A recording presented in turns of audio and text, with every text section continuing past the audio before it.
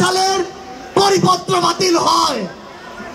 June 6 এই শহীদ মিনার থেকেই যৌক্তিক কোটা সংস্কার আন্দোলন শুরু হয়। আগস্ট 3 এই শহীদ মিনার থেকেই শত শত ভাইয়ের রক্তের উপরে, লাশের উপরে দাঁড়িয়ে এক দফা ঘোষণা হয়। আগস্ট 5 এই আগস্ট 5 বাংলাদেশের ছাত্র জনতার ঐক্যবদ্ধ লড়াইয়ে খুনি হাসিনা দেশ থেকে পালিয়ে যায়। ওই জুন 5 থেকে আগস্ট 5 যে লড়াই, সে লড়াই কি শেষ হয়ে গিয়েছে? আমাদের সংগ্রাম কি শেষ? আমাদের সামনে এখনো খুনিরা, খুনিদের দোসররা এখন উন্মুক্ত ভাবে চলাফেরা করে। যারা আমাদের ভাইদের হত্যা করেছে, ওই ছাত্রলীগ, যুবলীগ, আওয়ামী লীগের সন্ত্রাসীরা, তারা এখনো বিভিন্ন দিক থেকে আমাদেরকে দেখে আর মুচকি হাসে। এই খুনিদের বিচার হতে হবে কিনা?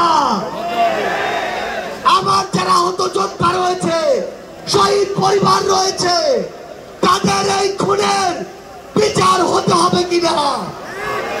আমরা অবিলম্বে অন্তর্বর্তীকালীন সরকারকে একটি আহ্বান জানাতে চাই।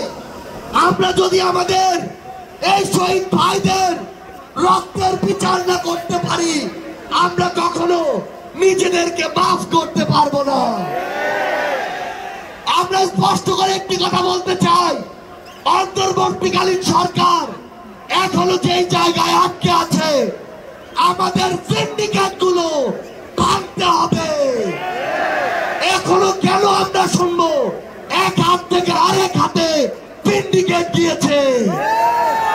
তাহলে আপনারা আপনাদের জায়গা থেকে কি অ্যাকশন নিচ্ছেন? এক হাত থেকে যদি আরেক হাতে সিন্ডিকেট যায়, তাহলে সেই হাত আপনারা ভেঙে দিচ্ছেন না কেন?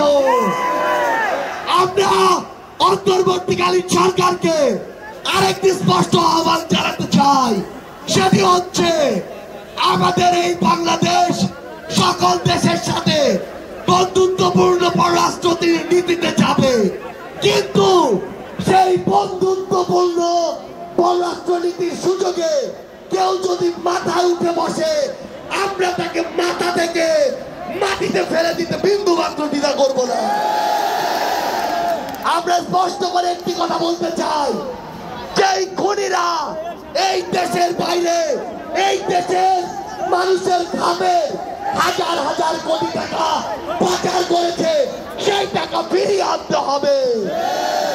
আমরা স্পষ্ট করে বলতে চাই, ওই গোপালগঞ্জে যে খুনির দোসররা এখনো কাটতি মেরে আছে, তাদেরকে আইনের আওতায় বিচার করতে হবে। গোপালগঞ্জে এখনো কিভাবে আমাদের এই অভ্যুত্থানের যোদ্ধাদের উপরে হামলা হয়, আমরা প্রশাসনকে, পুলিশকে স্পষ্ট ভাবে বলতে চাই, পুরো বাংলাদেশে আমাদের এই যোদ্ধাদের, ফ্যাসিস্ট বিরোধী আন্দোলনকারীদের নিরাপত্তা যদি না দিতে পারেন, তাহলে ওই চেয়ারে কোন আইন শৃঙ্খলা রক্ষাকারী বাহিনীর বসে থাকার কোন অধিকার নেই। আমরা স্পষ্ট করে শুধু একটি কথাই বলতে চাই, আমরা এই অন্তর্বর্তীকালীন সরকারের কাছে আমরা এই গণহত্যার বিচার চাই। আমরা সিন্ডিকেট থেকে আমাদের মানুষের মুক্তি চাই। আমরা পাচারকৃত অর্থ ফেরত চাই। আমরা দ্রব্যমূল্য নিয়ন্ত্রণ করে মানুষের স্বস্তি চাই। আমরা আহত যোদ্ধাদের সুচিকিৎসা চাই। পরিশেষে শুধু একটি কথাই বলবো, যে শব্দ দিয়ে এত মানুষ রক্ত দিয়েছে, এত মানুষ জীবন দিয়েছে, যে কেউ সেই সচিবালয়ে বসে হোক, পুলিশে বসে হোক, অন্য কোথাও বসে হোক, যদি সেই শব্দের সাথে, স্পিরিটের সাথে বিন্দু মাত্র বিশ্বাসঘাতকতা করার চেষ্টা করে, তাকে সমূলে উৎপাদিত করতে হবে। আমাদের আবারও দেখা হবে সংগ্রামের লড়াইয়ে অথবা রাজপথের বিজয়ে। ইনকিলাব।